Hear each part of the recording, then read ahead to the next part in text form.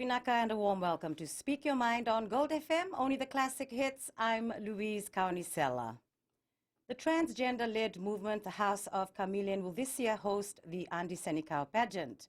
The theme is celebrating inclusion and diversity. Now, after 9 years with the Hibiscus Festival, the popular pageant is for the first time to be a standalone event on the 22nd of next month at the Suva Civic Center Auditorium. Now, my guests today to tell us about the occasion are the House of Chameleon, and I believe you to be the coordinator of the Andi Senikau pageant, Sulik Wanga, and also Shen Kumar. Welcome to the both of you. Thank you for having us. Thank you, Louise, for having us. Well, we really love to have you. Now, we'll start off with, when was the House of Chameleon formed? The House of Chameleon was formed in 2010, but really everything in terms of the conceptualization of the movement that is going to be led by transgender women themselves, later on the year in 2012, that we started developing all the skeletons, putting it together, making sure that all the policies, the constitution, the membership were there, as well as really, working on the objectives of the movement. But really in 2010, we had a support from UNAIDS in terms of two components. One was to look at the sexual and reproductive health rights and needs of transgender women in Fiji.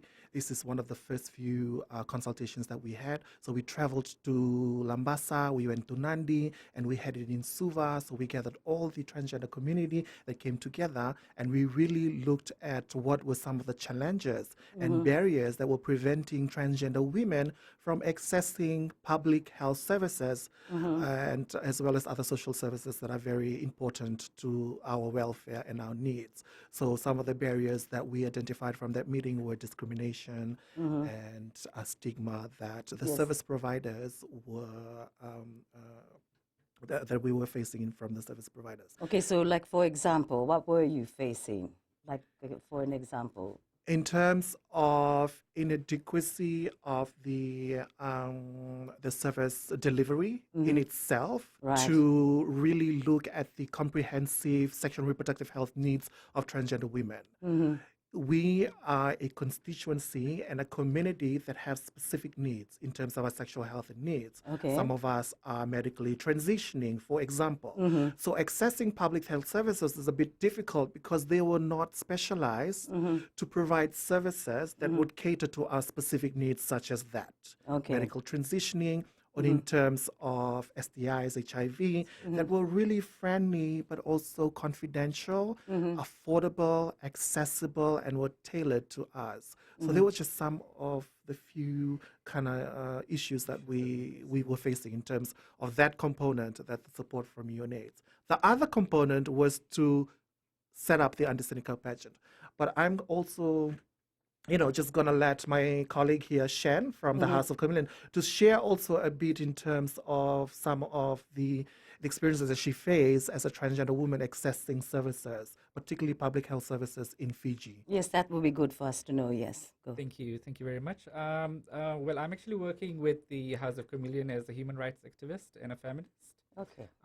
Working with the House of Chameleon for capacity building for the transgender movement in Fiji. And currently we're working on the Andi Senikau pageant, and actually working on that so that we can create a safe hub and a safe center for the transgender people in Fiji. So that's one of our current projects that we're working on. That's good. My experience as such with the public facilities were that when we went into centers, it became difficult, as Sulik mentioned, that there was the facilities available for the transgenders in Fiji itself were not really there. And when we did go into these facilities, we faced a lot of stigma, some harassment as well. And over the period, I guess with the movement coming into place and with the changing time, we've seen the changes come into play, but it has been very hard and fought. So it has not been easy for us. So what do you want it to be like for you to make it easier? For us, it's mainly to access facilities where we don't where we are not judged. Right. And then obviously that our records are kept safe and out of public hands. Well, in the past, what we've seen is generally when transgenders do visit health services, it became an issue for them because they were ridiculed, they were not treated well, Right. and the facilities were not really there for us, especially for the ones who were transitioning. So that's one of the key areas. Well, thank you very much for sharing that with us. That's interesting. Now, why did you form the House of Chameleon, and what are the objectives of your transgender movement, Sulik? So going back to that consultation that we had in 2010, out of the consultation, one strong recommendations came out of that from all the transgender women in 3 of the divisions. And that recommendation was to set up a movement specifically for transgender women by transgender women. Because what we have been seeing in the past in terms of the movement, whether it's a women's movement or the LGBT movement, it has been predominantly led by either cis women or lesbian women or gay men. Okay. But then in terms of the involvement of transgender women, there was a huge gap. And transgender women were only involved in activities, in events of the women's movement, the LGBT movement back then, when they want them to come and entertain for an event. Okay. Or to come and just represent them in a workshop or a training. So it's sort of like ticking the box for the community. But what we really wanted was, no, we want to make sure that if you are not providing a seat at the table for us, where we can also contribute in terms of decision making, we are going to bring our own table and sit. Very good. So that was the whole purpose of the House of Chameleon in terms of making sure that we have a movement that is strongly led by transgender women who experience that lived reality, and they are better informed of making sure that services are tailored, advocacy, lobbying, campaigning, trainings, meetings are tailored to our specific needs. So basically it's that. Fair enough. Nothing about us without us. True. I totally agree with you. Now, how did you come up with the name House of Chameleon? Ooh, what do you think, Shan?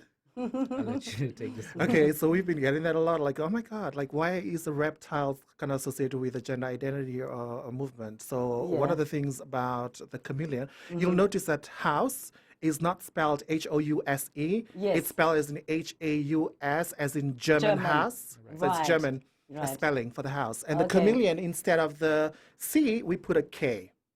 Yes. One is, first of all, that's a digital strategy, because if you go online and you search on search engine, whether Google or anything, when you type House of Chameleon with the proper English spelling, it'll take you to the reptile. However, when you type Haus and with a K, it'll take you directly to House of Chameleon, to our website. Oh, I see. Which is www.houseofchameleon.org, as well as all the articles that we've been writing, all the news media and all that. So it's kind of a strategy, a digital strategy. Clever, I would say. In a way, in terms of making sure that we're not confusing the visibility of identity, gender identity, and a reptile. Okay. Now, why a reptile? Because of, we want to recognize the intersectionality of our identity. Yes, we are transgender women, but we're also this and we're also that. We are Indo-Fijians. We are Itoke. We are Kailoma, and we are, young women, or we are transgender women living with disability from the rural community or who reside in urban centers. So it's that different intersectionality that we wanted to recognize, and then interlinking that with chameleon, the reptile changes color in the social environment. Yes. So when it does that, it kind of reflects the diversity that exists within this species. Community, Okay, that's a good and also one. the diversity that exists within the gender identity of chameleon. So we are much more than just transgender women. We are also contributing to our families. We're working people. We're not working people. They are sex workers. Some of us, do other stuff. So Exactly. I mean, that is so true. Hey, but we'll be back shortly on Speak Your Mind. This is Gold FM, only the classic hits.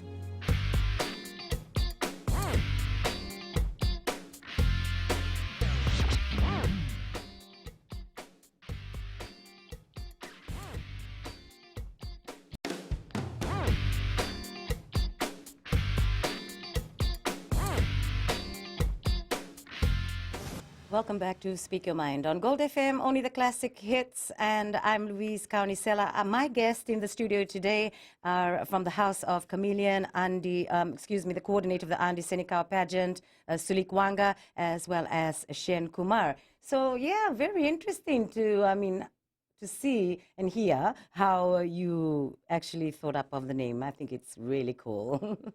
But let's get on to our next question. How many members do you have in the House of Chameleon? So at the moment, we have a confirmed number of 50 members in the House of Chameleon. Most of them actually reside in the Central Division. Then we do have members in the Northern and, of course, the Western Division as well. And occasionally we do get together to actually share ideas and brainstorming session to ensure that the movement is actually going in the direction that we want it to. Okay, so 50 is quite a lot. Do you expect to have more? Of course, our doors are always open to all transgenders in the country. And we've actually have had many outreach programs as well to actually welcome a lot of the members in the community to come and join us. And obviously, you don't need to be a transgender to be part of the community either. Okay. You know, you can be a social advocate. You can be a human rights activist. You can be a feminist to be part of our movement too.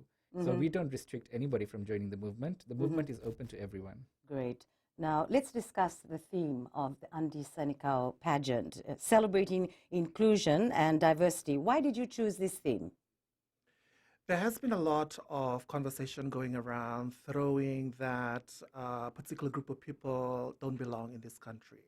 And too often, those particular group of people is us, the transgender community. And we've been getting that every single day. And literally every single day when you go on social media, whether it's on Chat Fiji, and you get people like, sending hate messages to our inbox or commenting on our photos or taking photos and then putting it up on other social media pages, groups, and, just vilifying and discriminating and, saying that we don't belong here and that we need to go to an island or live far away from every other straight people. And this is so true as well when we did for the first time got a permit from the Fiji Police Force as well as the Fiji Roads Authority to have the first Pride March in Suva City. When we had that, there were a lot of people that were against the march, saying that we don't deserve to march, we don't deserve to show our visibility, to call for equality and all of that. And there were people that were actually saying that we should gather as a group of men, go down to Suva City with K-knives and butcher all of them. Oh my goodness, that bad? Very bad. It was quite bad. And just the look of everybody on the street as well while the march itself was going on, there was a lot of look of hate in everybody's eyes. It was, and the ones that were with us were the ones who were marching. So I mean, for goodness sake, what is their problem? I mean, you're not hurting them, are you? We're definitely not. So why should you get a reaction like that? That's what I can't understand. And it's a difficult time. Like, this is what, one of the things that we always tell each other and remind each other, that every breath a transgender woman takes is an act of revolution.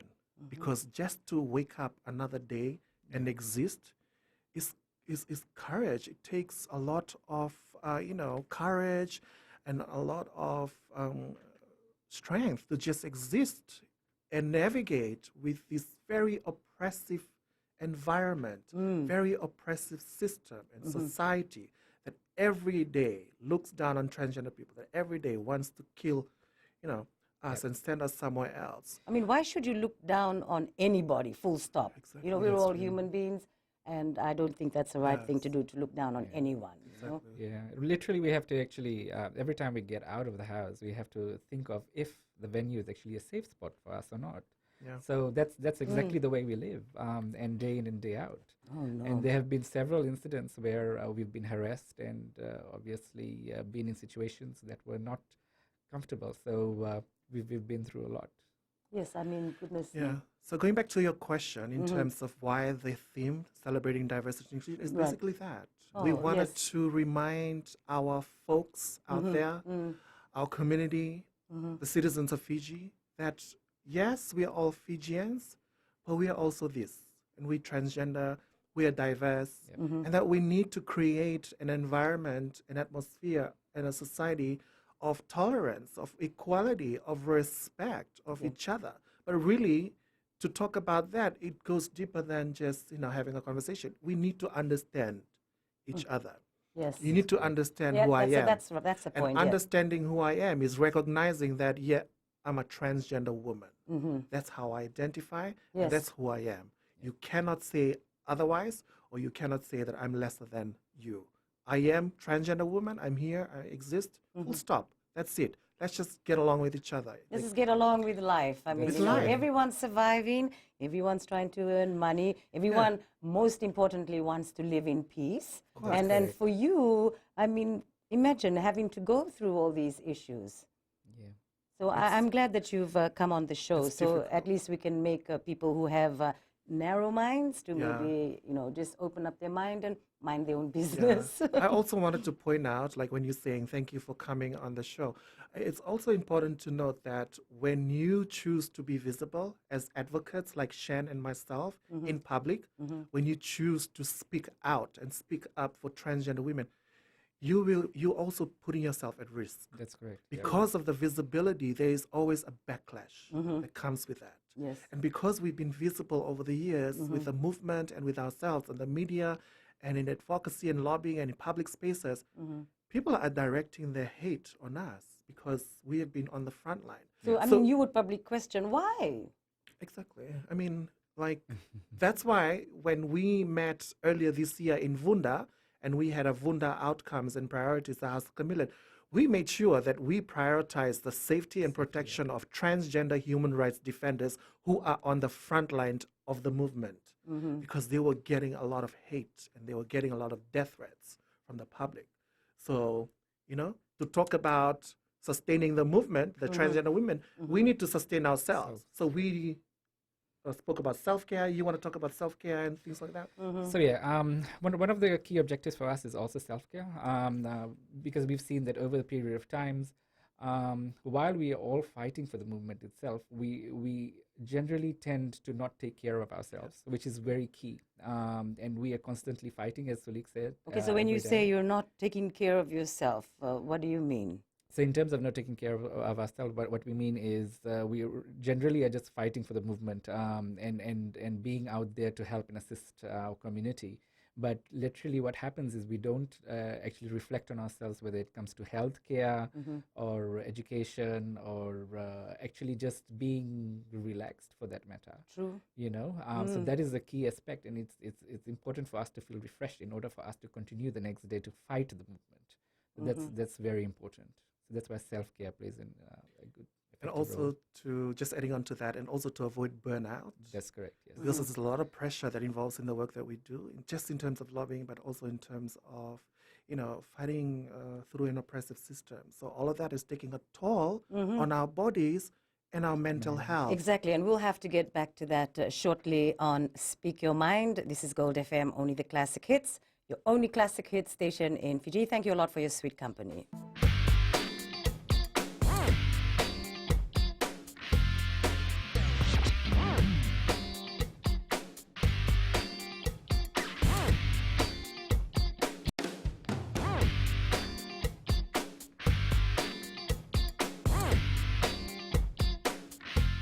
Welcome back to Speak Your Mind on Gold FM, only the classic hits. And my guest in the studio from the House of Chameleon, we have the beautiful Sulik Wanga and also the lovely Shen Kumar. Now, my question now, just looking ahead, what do you hope to achieve in the Andy Senikau pageant? We hope to achieve visibility for the transgender movement, and as I said, that we're creating an open space for everybody to come in and see what we're actually working on, what we're doing, and how we are as people. We are also going to use the platform to actually create a safe hub for the transgender people. So as and when required, they can always drop by. So that's key and very important for us. Right. Sulik, would you like to add on to anything else? I think maybe just adding on to that, we're also creating a social movement, and this is really about recognizing who our allies and partners are out there in terms of the support that they can give to the movement. So we're talking about individuals who would buy tickets that would benefit the activities of the House of Chameleon in terms of, at the end of the day, that's where the gate takings is going. And then you also have partners such as sponsors We're probably the only LGBT event in this country that has a private partnership with corporate people. Other organizations, they have development partners that they partner with, but we've actually wanted to kind of stretch out and say, we recognize the contributions that corporations are doing in terms of the economy, the development and all of that, but we also recognize that there's the responsibility, which is the social corporate responsibility, that we can engage at that front and come to an understanding of how we can build movements, build communities, and, strengthen social movements. So with that said, Anti-Cynical Pageant is the time to actually, get everyone together in that room, making sure that you're not just coming to laugh at us, but you're laughing with us. Yes, the show is about entertainment. We recognize that. When people say, oh, they're just coming to the paying tickets to come and laugh at you. No, darling, they're not. They're laughing with us. And every anti-cynical show, every drag pageant, it's about that. It's about laughing. And who says that laughing is a bad thing? Hello? Yes. Mental well-being, if you can put a smile on a person, that is mental health. Best We're talking medicine. About, it is the best medicine. So it's really about a night of recognizing the different sexual and gender diversity in Fiji. And it's about celebrating each other, celebrating each other's diversity, intersectionality, and recognizing that we are all here. We're queer and we're straight and we're here to just exist and live together. Yeah, why not? I mean, that's the best thing. Peace. Everyone live together in peace and it'll be a happy place to live in. Yes. So, yeah. Now, the Anti-Cynical Pageant, is it for one night or is it for 2 nights? How is that going this to year, be? the Anti-Cynical Pageant is for 1 day only. And the event itself, as Sulik mentioned, we've actually moved out from the Hibiscus committee, and now this is the first year we're actually doing the Anti-Cynical Pageant on its own. And so for this year, it's just a 1 day event. Okay. 1 day full of entertainment, as Sulik mentioned. So, and as we said, it's a space for everybody to come. So how join many in. hours will the show be for? So the show will start at 7 p.m. So we're looking at 2 and 3 hours. And after that, there's going to be an after party, a live band entertainment, and an open bar lovely. that people can access when they purchase the tickets. Wow. So when planning this year in terms of going independent, we were looking at, okay, we can't do a 1 week event, definitely, because we need the right kind of support and resources in order to build that event. Well, it's your first time you're doing And it it's alone. the first time that so we're doing yes. alone. And we've also been getting a tremendous support, and I must recognize that from the Hibiscus Committee. Over the last 10 years, it's been 10 years since we've been collaborating with the Hibiscus Festival. And all the gate takings that were coming from Anti-Cynical were generated to the charity chest. Right. That were then channeled back to the community development that people were accessing in terms of funds. So definitely next year, it's going to be a 3-day event. However, this year, it's only 1 day to the public. But then there's something that's happening before that, because the girls check into the hotel 3 days before the event. Okay. Not just in terms of rehearsal, but we have activities happening. We're running a 2-day workshop with House of Chameleon. And also, we are going to be launching a very important document. This is the first ever research on access to justice for transgender women in terms of the experience of violence. And we've worked with consultants, we've worked with partners in terms of the research. We've gone out to all the divisions and all the communities. We've carried out this research. We have the data, we have the analyses, everything has been encoded. Now it's time to go back to that 2-day workshop with the contestants and other community to do a validation exercise, to validate that, yes, those findings and those analyses are right, correct. Now let's add more, what we can adjust, what we can amend, leave out and all of that. And then we go for printing and publishing and launch. Those are 2 important activities that's happening that no one knows about, but it's Very happening behind important. closed doors. Very good. Yes. I mean, I'll probably get you on again to discuss about that. I Yeah. mean, the figures that you're Definitely. researching on right now. So I'm sure that the contestants, I believe there are 10 of them? Yes, there's 10 contestants. There was actually initially 12. And then we had to cut it down to 10 because, going independent this year, there's a bit of challenges. So 10 for us is manageable. Yes. And it's also manageable for the people that are, choreographing, stage production and all of that in Right. terms of just logistics-wise. Yes. It's manageable to deal with 10 for this year, but it's still a good, huge number 10 girls that will be vying for the 2019 Andy Senecal pageant crown. Oh, they're all coming from different divisions. We have two reigning queens from the Priscilla Lambasa. They were former winners of the Ndovata Crime Prevention Carnival Priscilla Night. So we were there this year to help organize with the committee of the Ndovata Crime Prevention. So the two winners from Lambasa are flying over to Suva and compete with that. And we were also in Bar for the Bar Farmers Carnival. Yeah. That's where they hosted the Bar Priscilla. Yeah. And then just, I think 3 weeks ago, the Lotoka crowned their Miss Priscilla. So all of these winners from the different divisions and towns, they'll be coming over to the capital, Suva City, to compete with the mother crown, the queen of all, the Andy Senecal crown. So it's exciting, and we're really looking forward to hosting all these fabulous transgender women. Yes, it is definitely an event to look forward to on Speak Your Mind, Gold FM, only the classic hits. We'll be back soon.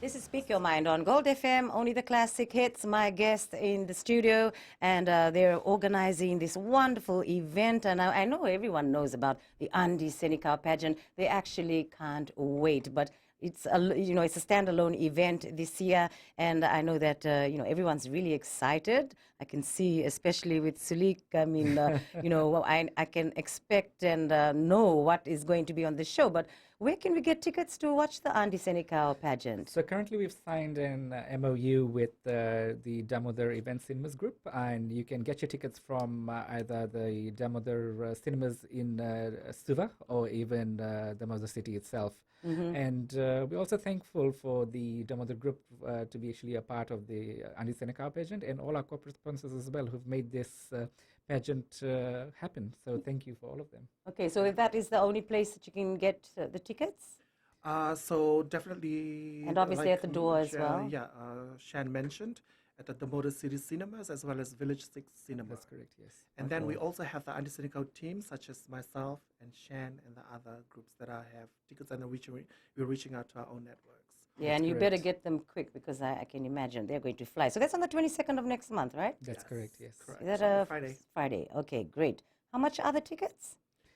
The tickets currently are going for $50, and it covers the actual show itself, access to an open buy, and live entertainment post the really actual good. event itself. Yeah. The tickets for Andy Senecal over the past 10 years has always been $25, but now we've increased it to, $50, and because we're going independent, there's also a lot of costs associated with running events and things like that, so we'll be able to cover that, but also making sure that we take care of our contestants, that they get the best out of these events. So this event is not just for the public, but it's for the transgender community to utilize, but also to really, recognize their creativity, provide that platform so that they can showcase that creativity. So when we invest a lot of our times and resources on contestants, they will in turn make sure that the outcome of the show is perfect. So for us, $50 is the perfect amount. And we've been getting a lot of criticism recently from social media as well as from people from within the community that's saying, oh, Andy Senecal tickets just too much. Who's going to pay for that? We won't come to the show. $50 is too much. Okay, but there's charity events is happening all around the country every year that charges $300, $200, $100, and people are not saying anything about that. Andy Senecal is a charity event. Every money that's raised from the event is channeled back to the amazing work that the House Chameleon is doing in terms of lobbying, advocacy, training, campaigning, doing research, and things like that. Yes. So it'll be put to use. And I know that there are also valid criticisms that's coming from people because they were saying, because, socioeconomic reasons, that people can't afford this and that. But it's the same people that's talking about socioeconomic reasons that's not complaining about buying cigarettes and alcohol, which has increased. So I'm like, okay, I don't get the logic. Yeah, but I mean, for me, I wouldn't mind spending $50 because I know that the entertainment is going to be so maybe, spectacular. Maybe you'd like to add more on what to expect in entertainment on the night. Well, I wouldn't give away too much. Okay, just a little bit. It's a secret, but I would say this. get your tickets. But just a little bit. Of course, we're having the opening performance from the Andy Senikau contestant. That's going to be very one of the highlights in the beginning. But before that, we'll have a video of a message from the girls themselves of what's been happening, but also which leading up to that opening performance. And then we'll see the return of the reigning queen. Right. She'll do a special number before we move on to the first category. Right. You know, the first category this year, we've tied it with cities of the world. Okay. So it's like a city of dreams. So each contestant will come with a city of their choice, and they will create an outfit or a wardrobe based on that city. Wow. So who knows? We might be seeing the Empire State Building of New York City in Suva on the 22nd of November. Yeah. Or we might be seeing the Taj Mahal of India somewhere here on the 22nd. Wow. So it's tying that theme around cities, but more importantly, the reason why we chose City of Dreams is because we know that over the years, Suva City as the host city of the Andy Senikau has become volatile and dangerous, not just for transgender people, but for everyone in terms of the mugging, the robbery, and also just 1 year ago, or 2 years ago, in 2017, we had our own community member who was brutally murdered at the FDB foreshore in Suva. So when we have the city tying around that theme and having transgender women to represent the city of dreams, it's sort of like a call to say we need to make our cities inclusive, safe, and habitable for everyone. I mean, for everyone. So this is really also tying with the 2030 agenda, which is the Sustainable Development Goal, which is the goal on making sure that cities are inclusive, sustainable, and safe for everyone. So it's interlinking all of that with this. So it's a big kind of event that's interlinking all of this with the lived realities and experience of transgender women. And then we go into the talent, which is also the fun category of that night. Right. So we have all 10 girls doing their own talent and everything. And of course, the after party, we've hired a really wonderful band that's going to be entertaining for 2 hours after the show. Right. And then we have a bar there. And it's also an opportunity for people to come and interact with our contestants, with the community, and just get to know us. It's like networking zone where you celebrate the event and then you come and just let loose and then you have fun and enjoy the night. Right. And I can imagine, what about the stage setup, the lighting and all that? I'm sure you're going to do a lot of decoration. Well, we are really fortunate this year to be staging the Andy Senikau pageant at the refurbished Civil Civic Center auditorium. Yes, I haven't even been there yet. It's really beautiful. The carpet, the stage, they've installed new lightings, they've installed new speakers. They have like a aircon, a huge fan, everything happening in the backstage. It's brilliant. It's amazing. It's a fantastic venue to actually host. It's a fantastic venue. Just having, I must say that we've come a long way in terms of upgrading that place. It's also been very historic site for a lot of us who grew up in Suva City, always going to Suva Civic Center, watching some performance. That's what I miss nowadays. Yes, I used to have so many different performances. So many different events is happening. I have even performed there. I've watched. Even me. Really, all of us. I mean, as a little girl, I'd say about 8 years old. But we'll be back on Speak Your Mind. This is Gold FM, only the classic hits.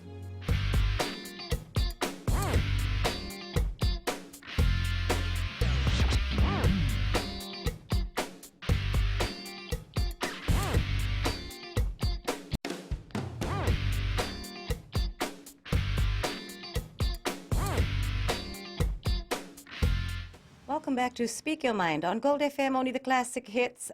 Thank you a lot for your good company. And my guest in the studio, we have Sulik Wanga and also Shen Kumar. And just looking forward to the Andy Senikau pageant. Now, I haven't asked you the question of what will be done with the money raised during the Andy Senikau pageant. No, actually, you did answer it. That's correct. She did Yeah, I say think a that the little bit? key thing for us is to actually create a safe space for the community, for the transgender community in Fiji, Yes. and obviously consistently have community events and also meetings for the transgender group as well, which is a key aspect Yeah. for us to actually have this.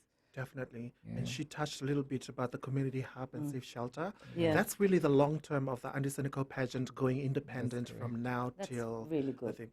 So one of the things that we found is that we don't have enough public spaces where transgender people can feel safe to be themselves, but also to just be around, have the psychosocial support groups, meetings, gatherings, and all of that, but also to use it as a space to plan, to network, to draw up campaigns and set up office. So we were thinking, as part of the research, one of the recommendations. Now I'm talking about the research. That's this is exclusive. One of the recommendations that we highlighted was the need to set up a community hub and emergency shelter for transgender women that were fleeing violence. And that's so good. Because You most need of it. the centers that currently exist in terms of the service delivery protocol of women's violence were only catered to cis women See? or straight women. There And you it go. did not take into account transgender women Which you face more who danger. experience multiple forms of correct. violence, but then they don't have service that would be tailored to their specific needs. So having the community hub and the safe shelter set up, it definitely will not be this year or next year. It's going to take a while because fundraising is going to take a while to build that. We need to do all the costing, get the right people to kind of support us to do this thing and really set up the thing. So there's few things that we wanted to set up in terms of that. We wanted to also, recognize the contributions that a lot of transgender women are doing in terms of business. Yeah. So we want to set up social enterprise where we support transgender women entrepreneurs. Oh, that's great. We give them seed grants for them to develop their own business. They pitch their own business, and then they start, developing that. Because we want them to be economically independent as well. Yes, I mean, that's always very important for anybody to be independent. Yeah. Because to be economically independent is also very empowering. Because we have a high number of unemployment for transgender women in our community. Okay. So making sure that they thrive in entrepreneurial venture is a way of, one, keeping them off the streets, but some of them choose to be on the streets, which we respect that as well, but also to provide them with that income. The other thing is a legal mobile clinic. So this is part of our Access to Justice kind of initiative.